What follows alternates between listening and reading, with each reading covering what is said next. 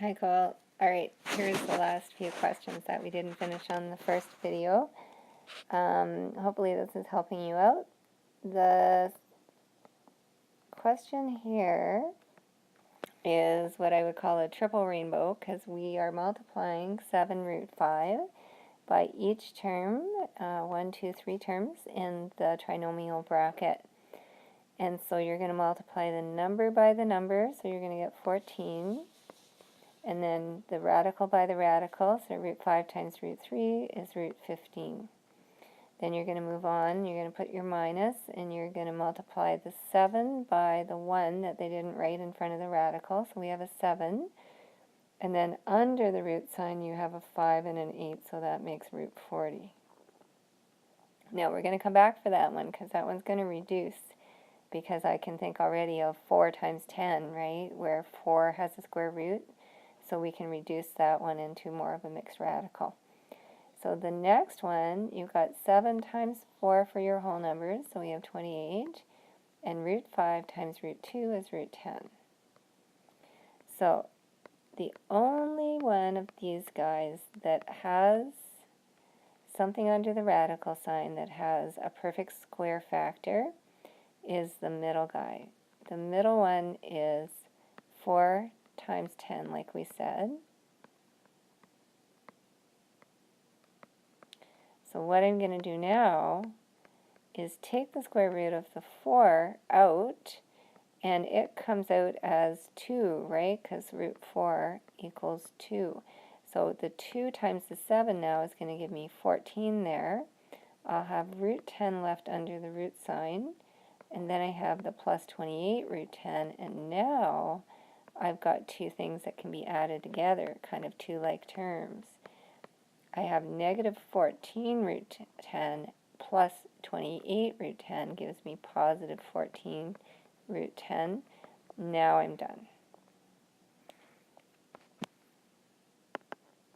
Okay, so I did E for you already on the other video. I'm going to do F, G, and H now. And so here's F. Let's do it in yellow. And F is a binomial times a binomial.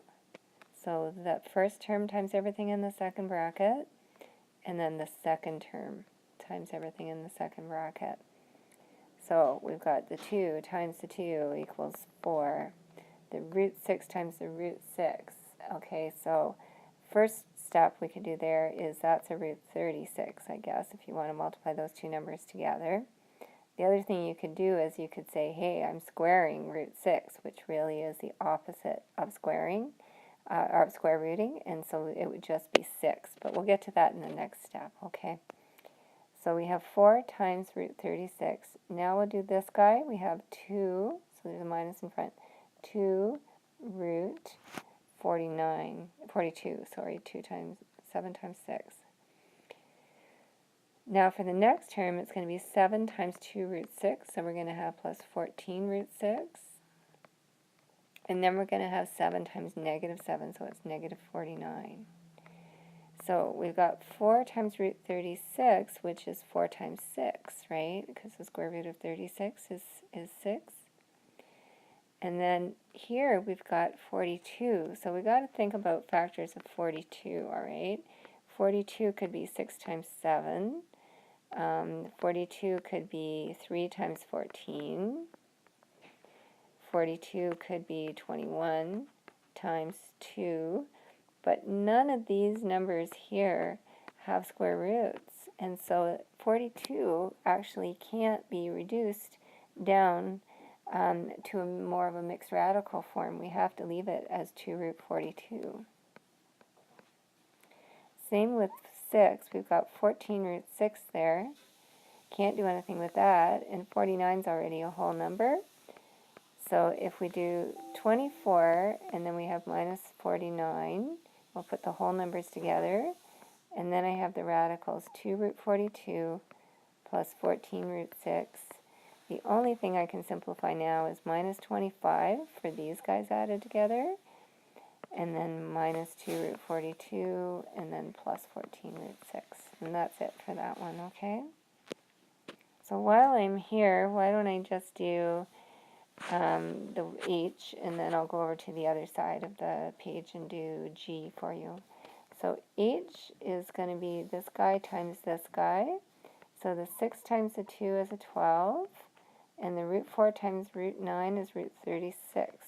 So we're going to come back for that one later because 36 has a square root of 6. If we do 6 root 4 times 3 root 16, that's interesting because they didn't need to write root 16, did they? That's really 4. So we could have written that, sorry, 4. Could have written that as just 12. 3 times 4 is 12, but let's play along. So if we do 6 times 3 is 18, and root 4 times root 16 is root 64. So look what happens with this one. We have negative 12, and then the square root of 36 is 6. You can take the square root of the whole thing. And then the second one, we have 18, and the square root of 64, you can take the square root of the whole thing. So everything's going to turn out to be whole numbers here. Only if I know what 18 times 8 is. Let's take a guess. I think it's 144. And so then I end up with negative 200, and 216 maybe. I think. Okay. And so that's how you handle that one, and there's just no radicals left. So if you go back and you take a closer look at what you were dealing with here, you might realize 6 root 4 is really just 6 times 2, so that's a 12. 2 root 9 is really just 2 times 3, so that was a 6. And 3 root 16 is really just 3 times 4, so that was a 12. And so we would have 12 times negative 6, which would give us negative 72 for an answer. That means I got this wrong. Darn it. What did I do wrong?